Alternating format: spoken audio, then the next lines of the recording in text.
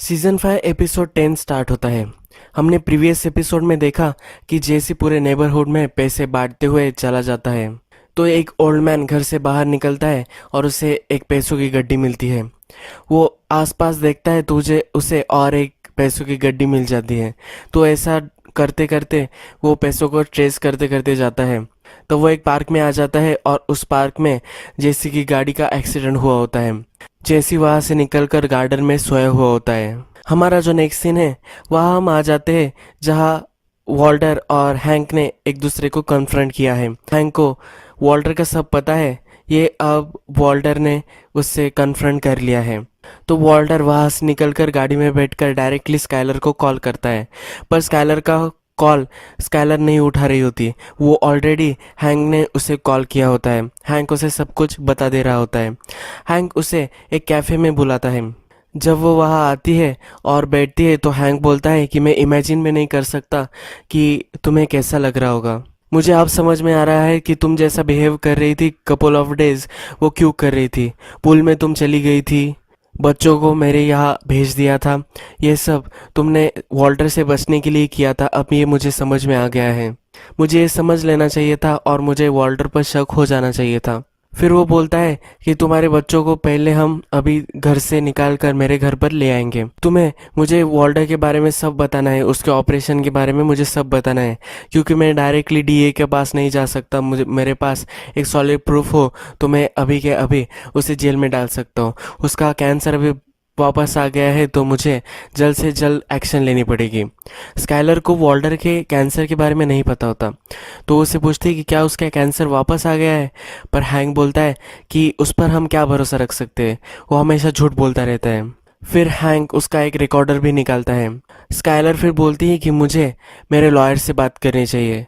Hang बोलता है कि लॉयर से अगर तुम बात करोगी तो ये कॉम्प्लिकेटेड हो सकता है। ये जब चार्जेस प्रेस करेगा तो अगर उसने देखा कि तुम लॉयर से बात करना चाहती थी तो उसे लगेगा कि तुम इनोसेंट नहीं हो और इससे बात बिगड़ सकती है। स्काइलर उसे बोलती है कि तुम्हें सिर्फ वॉल्टर चाहिए, तुम वॉल्टर को जेल में डालने के लिए किसी भी हद तक जा सकते हो, तो इसमें मैं ट्रबल में आ सकती हूँ, इसलिए उसे लॉयर चाहिए होता है। हैंक उससे बोलता है कि मैं तुम्हारी सिस्टर से बहुत ही प्यार करता हूँ, वो सारी दुनिया में मेरे लिए बहुत ही इम्पोर्टेंट है और तुम उसकी सिस्टर हो तो तुम भी मेरे लिए उतनी इम्पोर्टेंट हो। मैं ही तुम्हारे लॉयर से अच्छी सलाह तुम्हें दे सकता हूँ, तो तुम्हें मुझे ये सब अभी बताना देना चाहिए। फिर हैंक ज़रा बैकअप हो जाता है और बोलता है कि ये सब जाने दो, हमें पहले बच्चों को मेरे घर तुम छोड़ दो। फिर स्काइलर उसे बोलती है कि मैं अंडर अरेस्ट हूँ। वो बोलता है कि नहीं, तुम अंडर अरेस्ट नहीं हो। स्काइलर ये बोलकर वहाँ से चली जाती है। हैंक उसे रोकने की कोशिश करता है पर वो फिर से वहाँ बखेड़ा खड़ा करने वाली होती है तो वो उसे जाने देता है। फिर वॉल्टर सॉल को कॉल करता है और उसके जहाँ पैसे होते हैं वो सब वो लेने के लिए सॉल के आदमियों को भेजता है।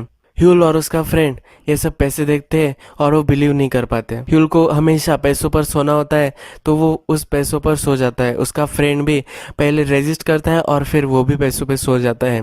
ह्यूल बोलता है कि अगर हम इतने सारे पैसे लेकर चले जाएंगे तो कितना अच्छा होगा।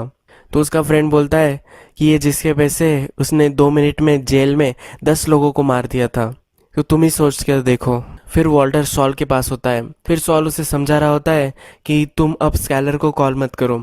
उसका फ़ोन वो लेकर तोड़ देता है। फिर सॉल उससे पूछता है कि उसको कितना पता है। वॉल्टर बोलता है कि उसे ज़्यादा कुछ भी नहीं पता। फिर वो हैंक के बारे में पूछता है तो वॉल्टर बोलता है कि उसे सिर्फ सस्पिशन है, पास ऐसा स्ट्रांग एविडेंस वगैरह नहीं है। फिर सॉल उससे बोलता है कि क्यों ना हम उसे प्लीज़ छोड़ कर आए, यानी कि उसे मार दे। तो वॉल्टर चिढ़ जाता है और बोलता है कि हम फैमिली को ऐसा नहीं करते, family is of the limit. फिर सॉल के आदमी वहाँ आ जाते हैं। उसने सब पैसे लाए हुए होते हैं तो वॉल्टर उस वैन में जाता है और सब पैसे चेक करता है। सॉल को भी उसका कट वो दे देता है और वो पैसे लेकर वो डेजर्ट में चला जाता है। डेजर्ट में जाकर वो गड्ढा खोद रहा होता है। स्काइलर जब घर आती है तब हैंक और मरी उससे मिलने आते हैं। हैंक बाहर ही रुकता है और मरी को अंदर भेजता है। मोरी बोलती है प्लीज़ मुझे बता दो कि ये सब गलत है, ऐसा कुछ भी नहीं हुआ। पर यह सब सही होता है और स्काइलर उस पर थोड़ा सा रोने लगती है। मरी फिर उससे पूछती है कि तुम्हें कब से पता था, तुम पूल में कूद गई थी तब से। स्काइलर कुछ बोल नहीं रही होती तब वो बोलती है कि तुमने जब कार वॉश लिया था, गैम्बलिंग स्टोरी, वो सब एक झूठ था। हैंक हॉस्पिटल में होता है और उसके बाद वो उससे पूछती है हैंक पर हमला हुआ था या उसके पहले तुम्हें पता चला था। वो उसका बहुत ही चिढ़ जाती है और उसे थप्पड़ मारकर वहाँ से निकलती है। जब वो हॉल में जाती है तो वो बेबी को भी ले लेती है। वो बोलती है कि बेबी अब मेरे साथ ही रहेगी, मैं उसे यहीं नहीं छोड़ सकती। फिर उन दोनों का झगड़ा होता है। मरी बेबी को नहीं दे रही होती और स्काइलर भी उसे छीनने की कोशिश कर रही होती है। फिर मरी हैंक को बुलाती है। हैंक जब वहाँ पहुँचता है तो वो मरी को उस बेबी को स्काइलर को देने के लिए बोलता है। वॉल्टर गड्ढा खोदते खोदते रात हो जाती है। वो सब पैसे वो उस गड्ढे में डाल देता है और फिर उसके पास एक जीपीएस होता है। वो जो लोकेशन होती है वो रट लेता है। उस लोकेशन को वो पेपर पर लिखता है और फिर वो फ्रिज पर रख लेता है। वो डायरेक्टली बाथरूम में जाता है वॉशअप करने के लिए। स्काइलर फिर वहाँ आती है और बोलती है कि मैंने हैंक को कुछ भी नहीं बताया। वॉल्टर फिर वही चक्कर आकर गिर जाता है। जब वॉल्टर उठता है और स्काइलर से बोलता है कि मैं सब पुलिस को बता दूंगा अगर तुम जो पैसे मैंने कमाए हैं वो सब ले लूंगी, सब अगर बच्चों को जाएंगे तभी मैं पुलिस को बताऊंगा कि ये सब मैंने किया है। स्काइलर बोलती है अगर तुम अपने आप को सरेंडर करने वाले हो तो तुम्हें पैसे भी दे देने पड़ेंगे। ये हम नहीं कर सकते, तो हमें अब शांत रहना चाहिए क्योंकि हैंक के पास उतना एविडेंस भी नहीं है। नेक्स्ट सीन में लिडिया एक न्यू ड्रग डीलर को मिलने आती है। वॉल्टर से जिसने डील की हुई होती है ये वही ड्रग डीलर होता है। लिडिया उससे क्वालिटी कंट्रोल के लिए मिलने आई हुई होती है। वो उसे बोलती है कि मुझे सिर्फ 5 मिनट दो, मुझे तुम्हारी लैब देखनी है और उसके बाद मैं यहाँ से चली जाऊँगी। उनकी लैब अंडरग्राउंड होती है। जब वो वहाँ जाती है तब देखती है तो बहुत बहुत सारी गंदगी होती है। वो सब ये बता रही होती है। तभी ऊपर से एक आदमी उस ड्रग डीलर को बोलता है कि हमें एक प्रॉब्लम है। जब वो ऊपर जाता है तब गन शॉट्स हमें सुनाई देती है और सबको मार दिया जाता है। ये लिडिया के ही प्लान होता है। टॉड और उसके अंकल जो थे उनको लगाकर उसने सब लोगों को मार दिया होता है। अब वो पूरा ऑपरेशन टॉड के साथ करने वाली होती है। टॉड की प्यूरिटी ज़्यादा होती है उस ड्रग डीलर से, इसलिए ये ऑप्शन उन्होंने चूज़ किया होता है। नेक्स्ट दिन जब मरी हैंक के साथ आकर बैठती है तो हैंक अभी भी ऑफिस नहीं जाने वाला होता।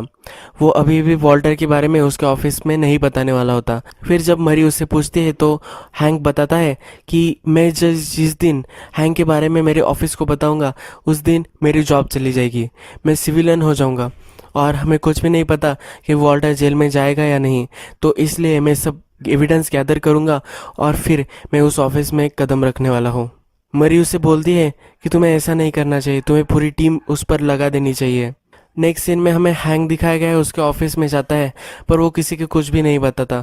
उसका फ्रेंड उसे वेलकम करता है क्योंकि बहुत दिनों तक वो ऑफिस से गायब हुआ होता है। उसका फ्रेंड फिर उसे बताता है कि क्या तुमने जेसी के बारे में सुना, जेसी पूरे नेबरहुड में पैसे बांट रहा था। जेसी से फिर वही दो एजेंट्स बात कर रहे होते हैं जिन्होंने उसे पकड़ा हुआ था जब उसने राइसिन के बारे में बताया था हॉस्पिटल में। तब वह हैंक आ जाता है और हैंक उस एजेंट्स को बोलता है कि मैं इससे ज़रा बात करता हूँ, मेरे इसके साथ ज़रा हिस्ट्री है और मैं इसे लूजन अप कर दूंगा और उसके बाद तुम इससे बात कर सकते हो, इससे तुम्हें भी ज़्यादा इंफॉर्मेशन मिल सकेगी। फिर वो दोनों एजेंट वहाँ से चले जाते हैं। यही ये एपिसोड खत्म हो जाता है।